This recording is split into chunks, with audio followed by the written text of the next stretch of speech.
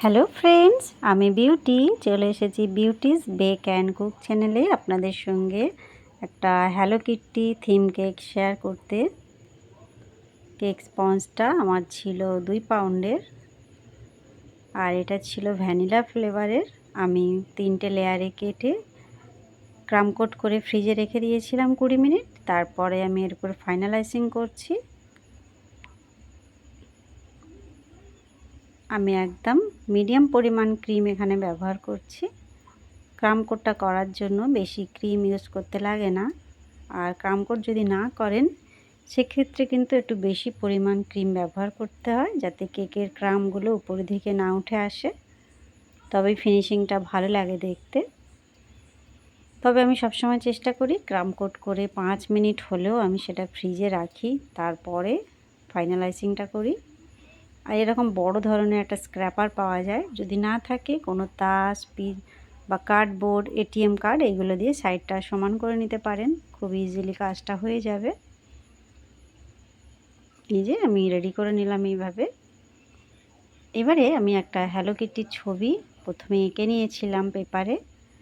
তাতে কি করেছি, চকলেট গানাশ দিয়ে হাইলাইট করেছি, বর্ডারগুলো দিয়ে নিয়েছি, নিয়ে আস্তে আস্তে এটা কেকের উপর বসিয়ে দিলাম, দিয়ে আঙুল দিয়ে প্রেস করে করে ছাপটা তুলে নিচ্ছি, জাস্ট যেন একটা প্রপার হ্যালো কিটির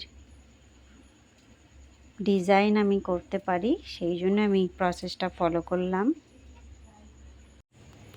এবারে আমি এখানে চকলেট গানাশ নিয়ে নিয়েছি, নিয়ে আমি বর্ডারগুলো প্রথমে করে নিচ্ছি।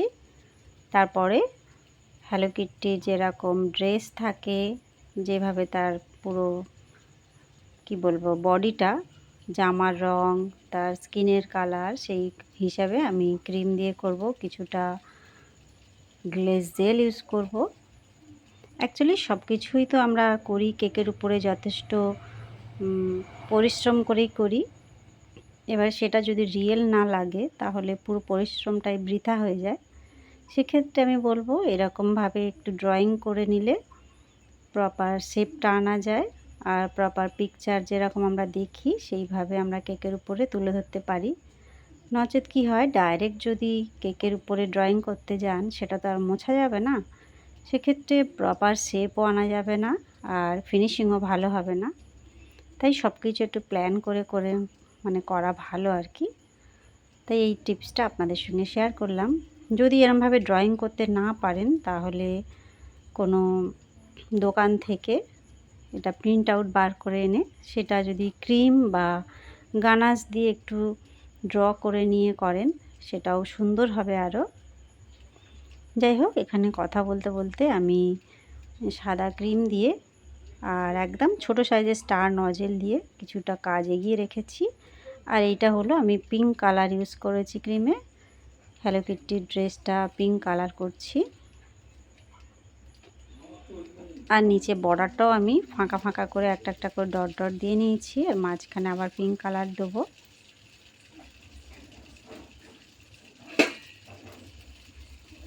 মাথায় যে ফুলটা থাকে, বোটা থাকে আর কি, বা হেয়ার ব্যান্ড যেটাই বলেন না কেন, সেটা আমি করে দিলাম। নাকটা ইয়েলো কালারের ক্রিম দিয়েছি, দিয়ে আবারও আর একবার গানাশ দিয়ে আমি এটা হাইলাইট করে নিচ্ছি যেন আরেকটু দেখতে ভালো লাগে, কেননা ক্রিম দেওয়ার পরে এই যে বর্ডারটা করা হয় সেটা একটু হাইড হয়ে যায়, সেই কারণে আর একবার আমি গানাশ দিয়ে হাইলাইট করে নিচ্ছি যেন দেখতে ভালো লাগে।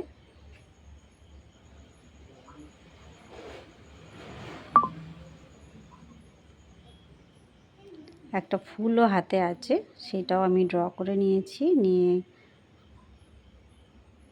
গানাশ দিয়ে সেটাও ভালো করে হাইলাইট করে দিয়েছি।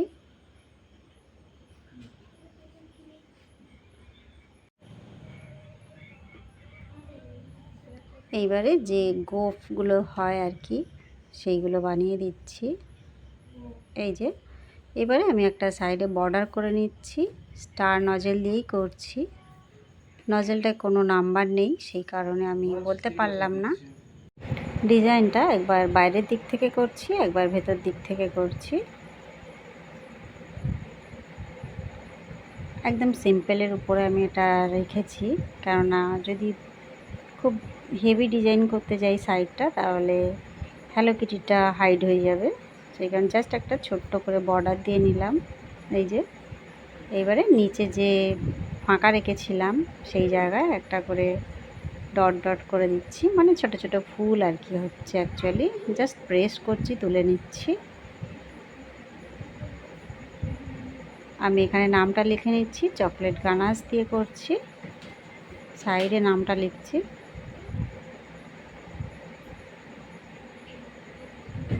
হয়ে গেছে, কেকটা কমপ্লিট আমার। বন্ধুরা দেখুন কেমন লাগছে। ভালো লাগলে বা একটু হেল্পফুল মনে হলে অবশ্যই একটা লাইক করবেন, চ্যানেলটা সাবস্ক্রাইব করে রাখবেন। আমার চ্যানেলে বিভিন্ন ধরনের থিম কেক আছে বাচ্চাদের, সেগুলো দেখতে পারেন। দেখা হবে নেক্সট ভিডিওয়। Bye bye.